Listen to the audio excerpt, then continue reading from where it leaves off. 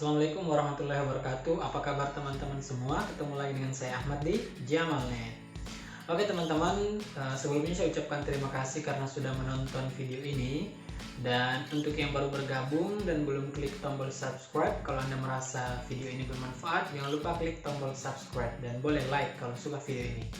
Oke, pada kesempatan kali ini kita akan membahas tentang topik CPNS, di mana tips menghadapi seleksi CPNS di tahap kedua, yaitu sistem seleksi kompetensi bidang, di mana video ini untuk teman-teman tenaga kesehatan.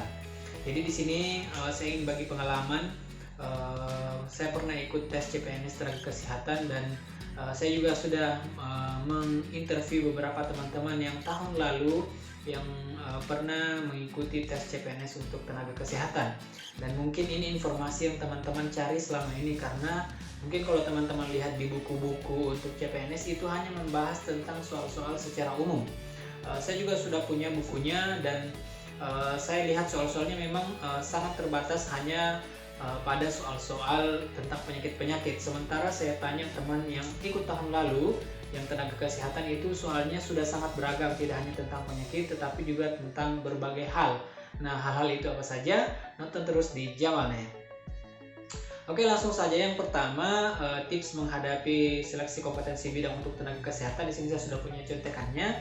Nah, yang pertama adalah di sini teman-teman yang paling penting adalah mengetahui program-program Kementerian Kesehatan dan pemerintah, ya, dimana program-program Kementerian Kesehatan ini itu ada beberapa. Contohnya misalnya di sini mungkin ada unit atau usaha kesehatan sekolah, terus ada desa siaga, terus bagaimana pemerintah meningkatkan derajat kesehatan masyarakat Indonesia. Nah, untuk program-program Kemenkes ini, kata teman yang tahun lalu ikut, itu banyak soal-soal seperti ini yang keluar. Nah, untuk mempelajari program-program Kemenkes itu seperti apa, teman-teman bisa buka di website Kementerian Kesehatan. Nah, di situ banyak dijelaskan tentang program-program Kementerian Kesehatan dan teman-teman bisa baca di situ. Nah, itu tips yang pertama. Nah, tips yang kedua adalah tentang kelanjutan dari Sustainable Development Goals. Nah, sekarang tentang Millennium Development Goals, atau bagaimana seluruh dunia bersatu untuk meningkatkan kualitas hidup masyarakat di seluruh dunia, salah satunya di bidang kesehatan. Jadi Millennium Development Goals ini ada beberapa poin, dan teman-teman untuk tenaga kesehatan itu sering muncul soal tentang MDGs, ya. MDGs itu di bagian kesehatan itu di poin keberapa dan isi poinnya itu apa. Nah, teman-teman silahkan pelajari tentang MDGs terutama di bidang kesehatan yang sedang sekarang dijalankan, karena ini MDGs ini merupakan kegiatan yang dilaksanakan oleh banyak negara di seluruh dunia untuk meningkatkan kualitas hidup masyarakat di seluruh dunia, salah satunya di bidang kesehatan. Itu yang kedua. Nah, tips yang ketiga adalah kegiatan atau program-program dari Puskesmas. Nah, teman-teman mungkin tenaga kesehatan yang pernah praktek di Puskesmas ataupun kerja di Puskesmas, ini merupakan salah satu poin tambahan, karena pasti teman-teman sudah mengenali program-program di Puskesmas. Contoh program di Puskesmas apa saja? Salah satu contohnya misalnya program pelayanan penyakit kronis atau Prolanis. Nah, di mana kalau tidak salah di dalam kegiatan Prolanis ini itu program ini itu memberikan pelayanan kesehatan untuk penyakit-penyakit kronis seperti penyakit diabetes mellitus, ya, penyakit-penyakit lansia yang sering muncul, hipertensi yang mungkin sering muncul di masyarakat, ya.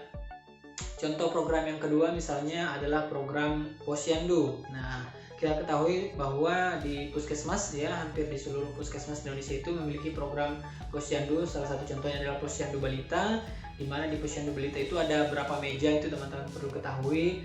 Terus apa saja yang dilakukan di setiap meja itu, dilakukan berapa kali dalam sebulan, dan siapa saja sasarannya. Nah, itu silakan dipelajari program-program dari Puskesmas tersebut.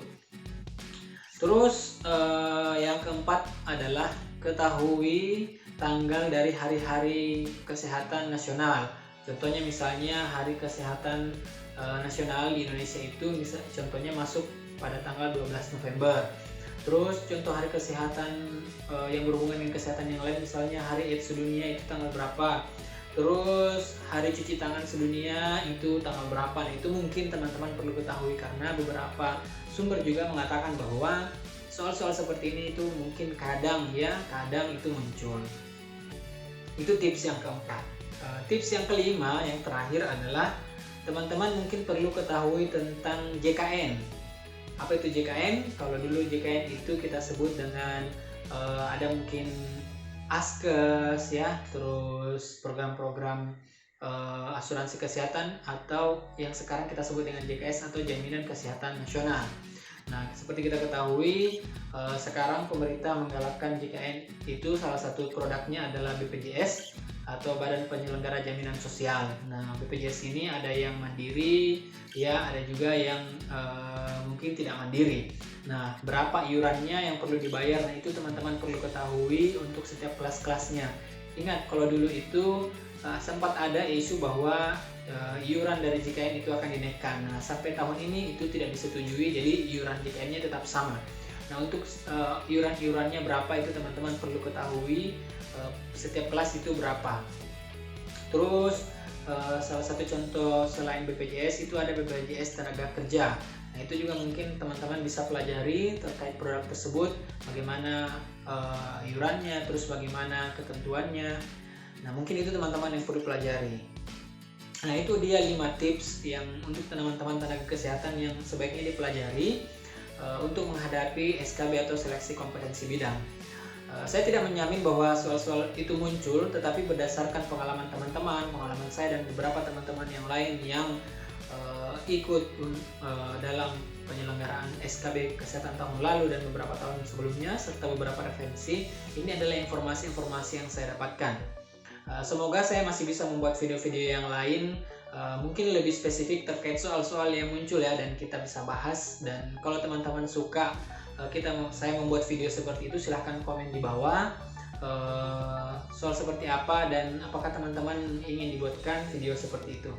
Oke, itu saja saya rasa untuk video kali ini. Terima kasih sudah menonton. Jangan lupa klik like dan subscribe kalau suka dengan video ini, dan di-share ke teman-teman yang mungkin membutuhkan video ini. Terima kasih sudah menonton. Salam Jamalet. Assalamualaikum warahmatullahi wabarakatuh, dan bye-bye.